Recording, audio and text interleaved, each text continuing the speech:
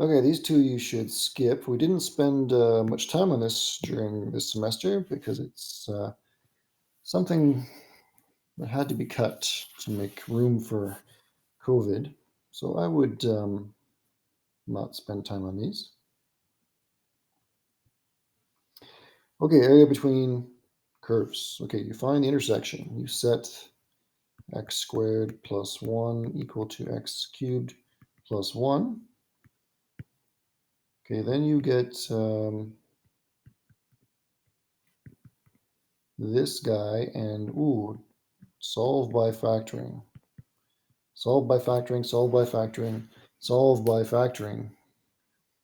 Okay, that's how you should get started there. And then you do your usual area between graphs deal based on the numbers that you get out of solving this equation. Okay. Consumer surplus. You're going to set these two functions equal to each other. Find the equilibrium point.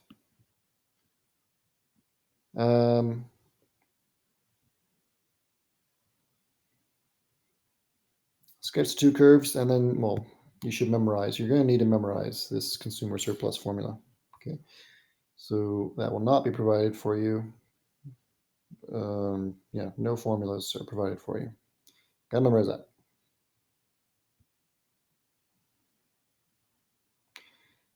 Okay, let's see. Trapezoidal rule. Okay, I won't go through this. This is just you memorize. Okay, gotta memorize that trapezoidal rule. Then they want you to do a substitution here. What they mean is u is equal to x squared. 4 decimal places. So that's digits after the decimal. Okay, here we have dy dx is 6y squared x. You need to separate, so that's 1 over y squared. Dy is equal to x dx. And then you integrate both sides. A plus c appears, and you make use of this to find c.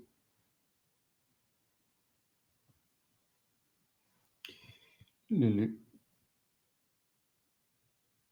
8 is a differential equation word problem. Okay, proportional to the square root of its value. So the rate of depreciation, delete this word. The rate of depreciation, so dv dt, rate of change of value. Okay, depreciation indicates that this is going to be negative. But for now, we're told that it's proportional, so k times the square root of value. So we start there. And we're told the initial value, v of 0 is 8,000. And then 3 years later, we have a depreciation. It's gone down to 5,000. Okay, so there's my initial value problem. Limits. This is L'Hopital's rule. I believe more or less straightforward.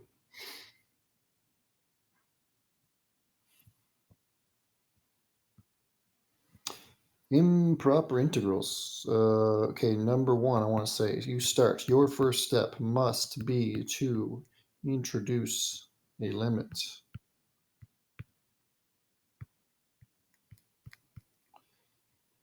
And here you have to introduce a limit. If that is not your first step, you will get a maximum of half the marks.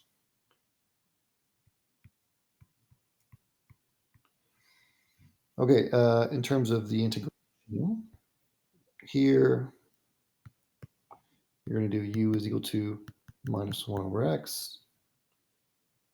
And here you'll do u is equal to x minus 1. So try those.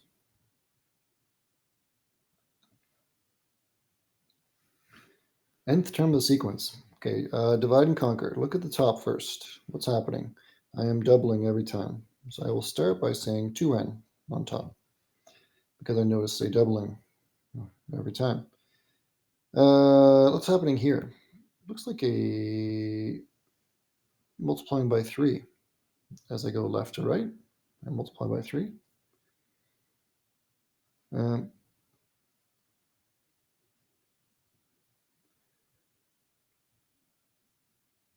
Oops, screwed that up. 2 to the n, so it's doubling, so it's 2 to the power of n. And on the bottom, I have a tripling, so it's going to be 3 to the n on the bottom. Sorry. Then I adjust this, because this has to be the n equals 1 term. So if I plug n equals 1 into here, I'm not going to get 2 over 5. But to fix it, I would say, if I change this to a minus 1, and then I put a 5 in front there, I think that'll fix it. And you can check by plugging in, say n is equal to 4. What do you get?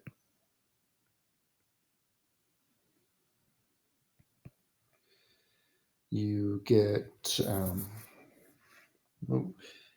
16 over 5 times 27, which is 16 times over, rather, 135, as expected.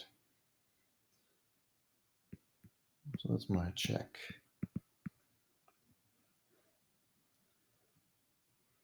Okay, sequence.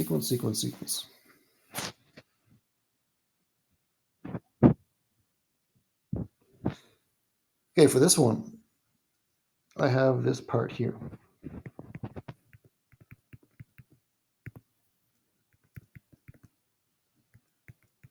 If we look at the limit of this, okay, the ones don't matter. Okay, when n is getting very large, so negative 7 over 2. So the part that I've circled is approaching minus 7 over 2. But then I have this alternating bit, so it's going back and forth between a positive number and negative number, positive number, negative number, but it's not approaching 0. It's not approaching anything. It's just going back and forth forever.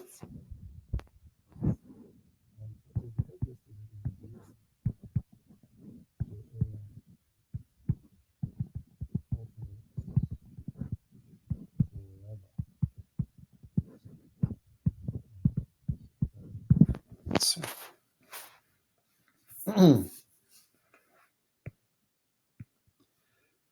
Okay, 13 an. I need to do this factorial business. So on top, I got the 2n factorial, doing that. On the bottom, I've got 1.2.3.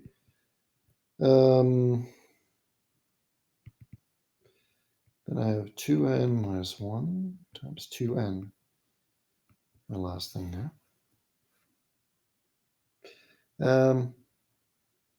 I think I should draw some more factors here just to see what's happening. It goes like that, doesn't it? Oh, on the bottom, I've screwed up. Should not be here. Okay, now I'm ready to cancel. I see all of this canceling with all of this. And what's left, I get 10 over n over 3n. So that's 10 over 3. So my answer to question A is yes, the sequence does converge. And B, my answer is no. And you want to look in your notes for the test for divergence to see why.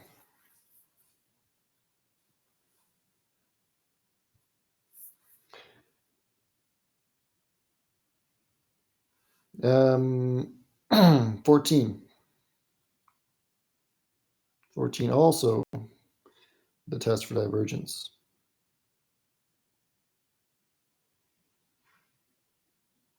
I'll help you for 14. 15. Let's see. This one is very complicated, right? And I have these exponents. So this tells me I should try a ratio test. This one I should separate.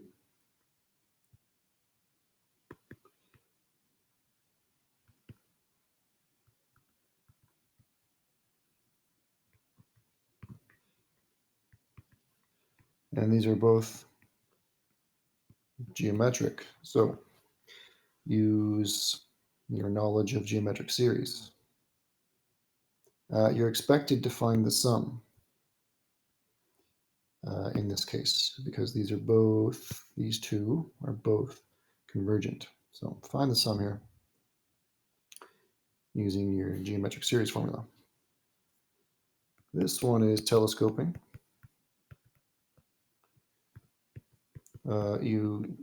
I noticed that, well, through experience, but also by noticing that it factors that denominator there, factors.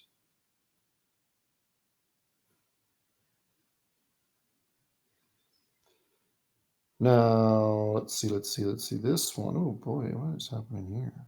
Oh, right. This one threw me off for a little second. Okay, one thing I would say is that if you're thrown off, you should think about test for divergence. Okay, that can sometimes be your friend. Okay, 16. Okay, this is basically a memorized formula. Okay, you need to have a look at the notes, and hopefully this one is quite straightforward.